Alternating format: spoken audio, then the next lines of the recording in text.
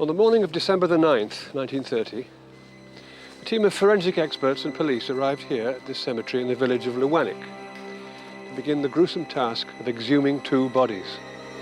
It was the turning point in the investigation into a murder that had shocked and intrigued the whole country, involving a faked suicide, the extraordinary use of some reward money, and at the heart of it all, that most innocent and English of activities, a seaside tea party.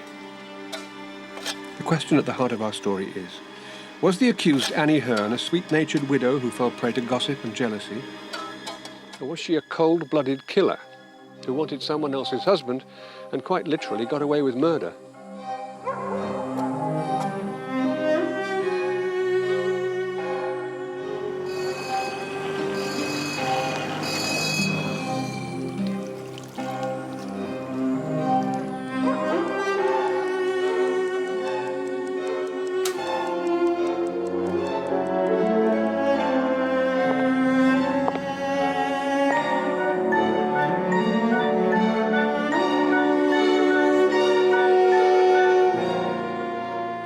The village of Lewannick, southwest of Launceston, is a small, close-knit community now as it was in the 1930s.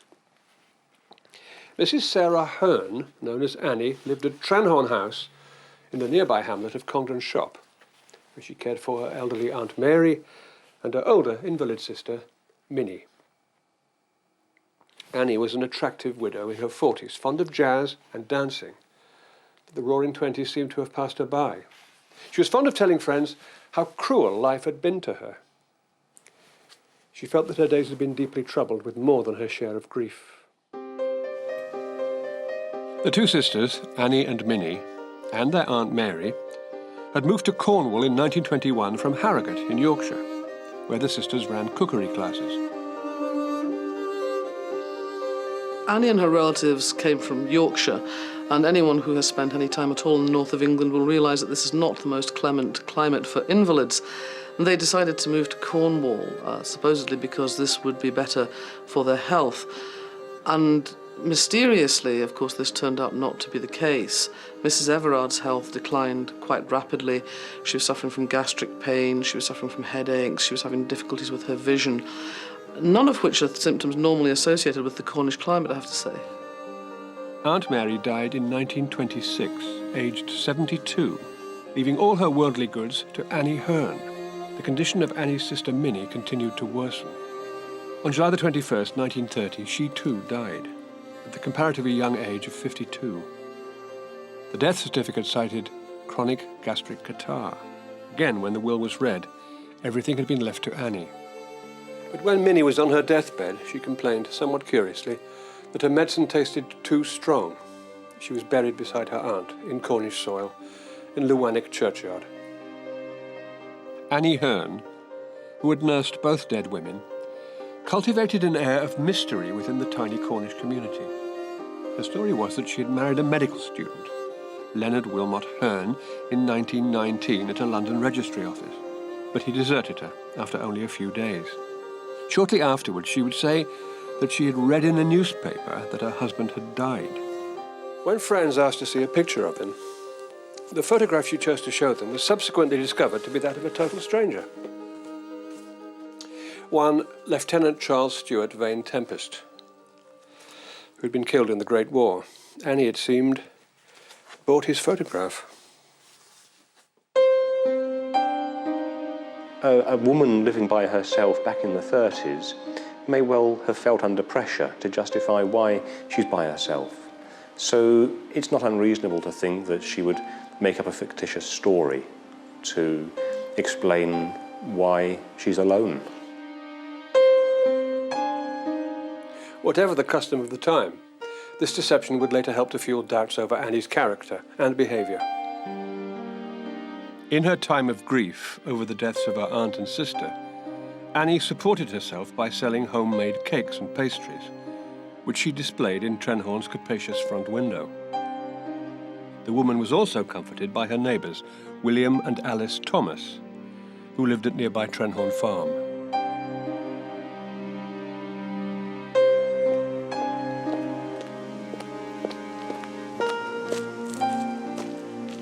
The warm-hearted Alice would send occasional gifts to Annie of homemade Cornish junket and clotted cream.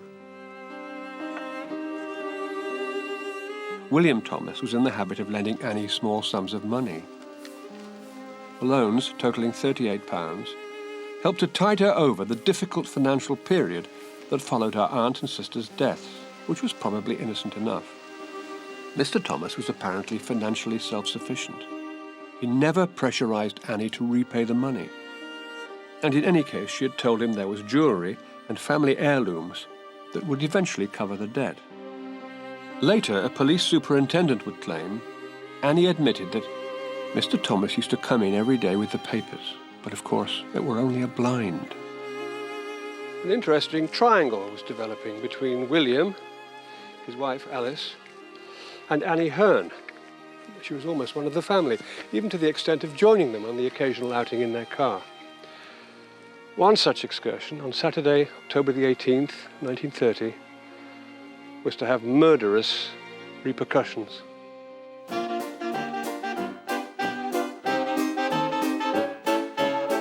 William and Alice invited Annie to join them on a trip to the seaside resort of Bude, 20 miles away. Apparently, Annie agreed enthusiastically and volunteered to make some sandwiches, which they would have with a cup of tea in a cafe. To save, she said, making a flask.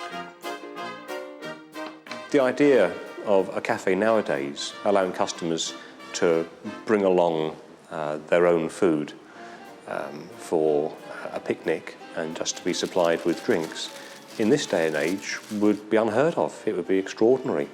But when you're looking at the social climate of the 1930s, you're looking at the early days, really, of days outings in motor cars, and I would imagine it's very new territory for cafe owners who are trying to encourage this new breed of tourist into their establishments.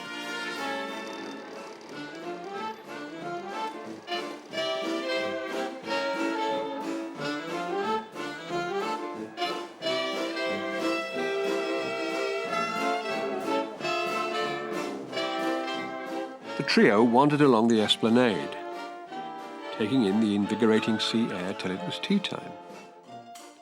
Then they made their way through the town, window shopping as they went, before choosing a cafe in Bellevue, Bude's main street, one of the many that catered for the 1930s holiday trade.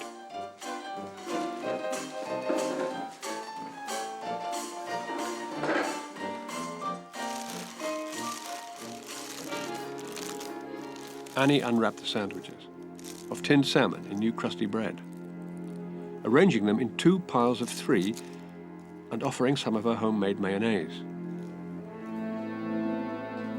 Alice Thomas was the first to help herself.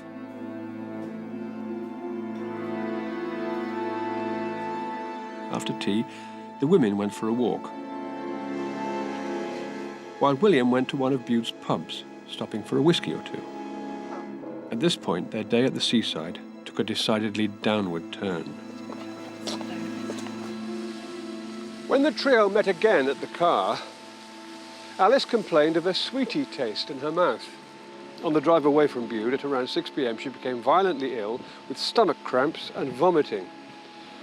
William had to stop the car several times.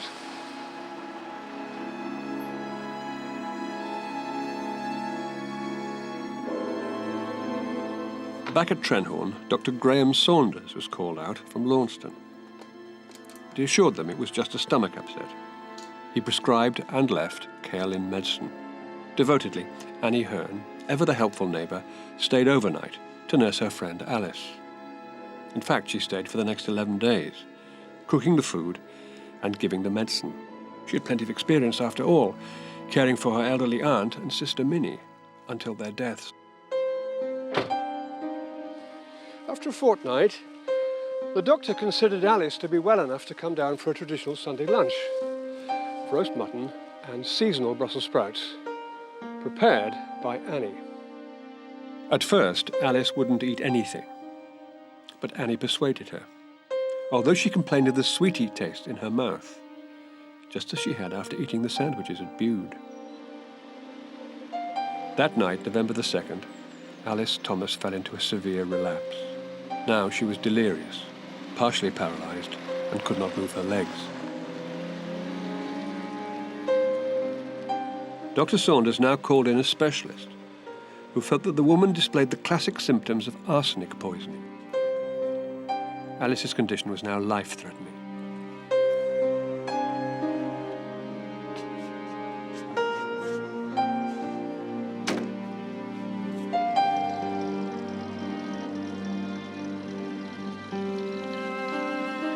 She was rushed to hospital in Plymouth, but never came home. Alice died in hospital on Tuesday, November the 4th. A post-mortem examination revealed 0.85 grains of deadly white arsenic in her body. Clearly, an explanation was needed. Why did Annie Hearn leave the district? What disturbed the peace of a hallowed graveyard one cold, windswept December day? And how did the unexpected use of a £500 reward turn a trial on its head?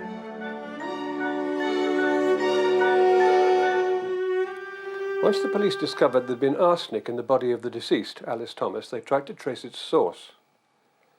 Arsenic was freely available in the 1930s as a weed killer.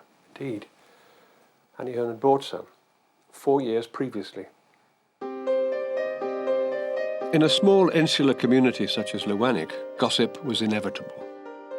William Thomas had somehow gained details of the analyst's findings about the arsenic in his wife's body. He and Annie Hearn were well aware of where the finger of suspicion might point. He told Annie, "They'll put the blame on us. The blame will fall heavier on you than on me. People are saying so. And the detective may be here at any time." On November the 10th, Annie left Trenholm, posting a letter to William Thomas suggesting that she was about to take her own life. "Dear Mr. Thomas, goodbye. I'm going out if I can. I am innocent." Innocent, but she is dead, and it was my lunch she ate. I cannot stay. When I'm dead, they will be sure I'm guilty, and you at least will be clear. My conscience is clear. I'm not afraid of the afterwards. Thomas took the letter to the police. A description of Annie Hearn was immediately circulated nationwide.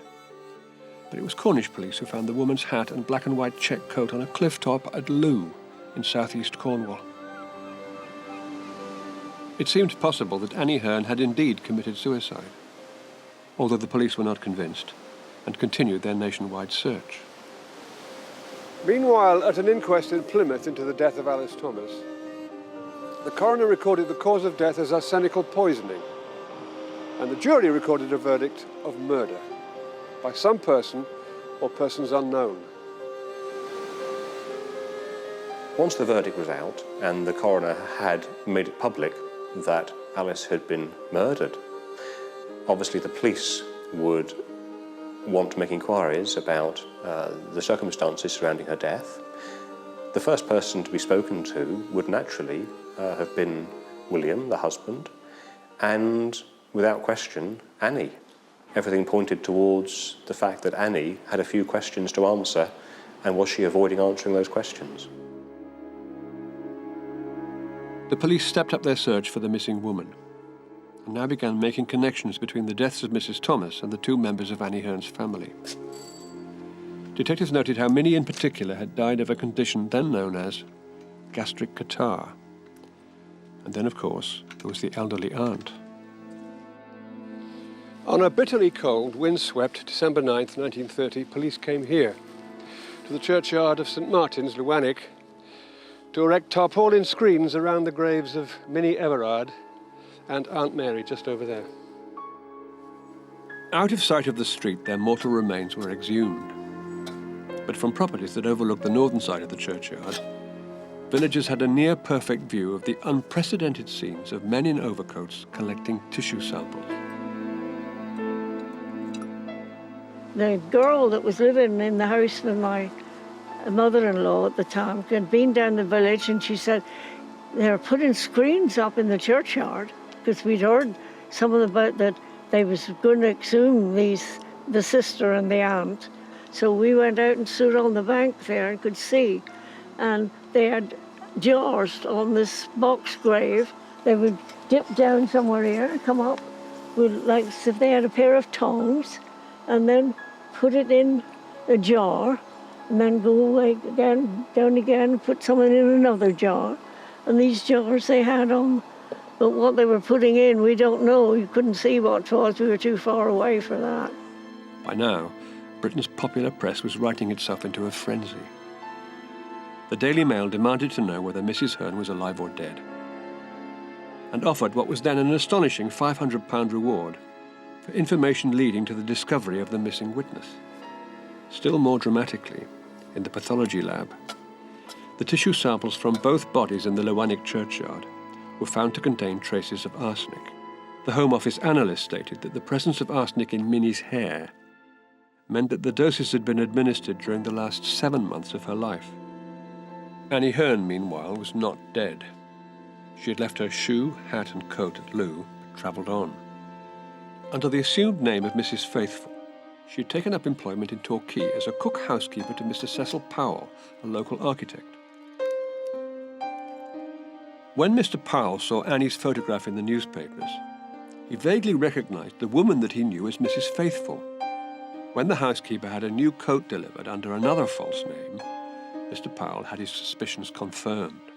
On January the 12th, 1931, Annie Hearn was arrested and taken into custody. Meanwhile, Mr. Powell, a man of deep Christian values, pondered on how best to spend the £500 reward. He decided to donate the money, to secure for his former housekeeper the best possible legal representation. In a move that was to change the course of the case, Annie's solicitor was able to engage one of the most eminent barristers of the day, Norman Burkitt, KC.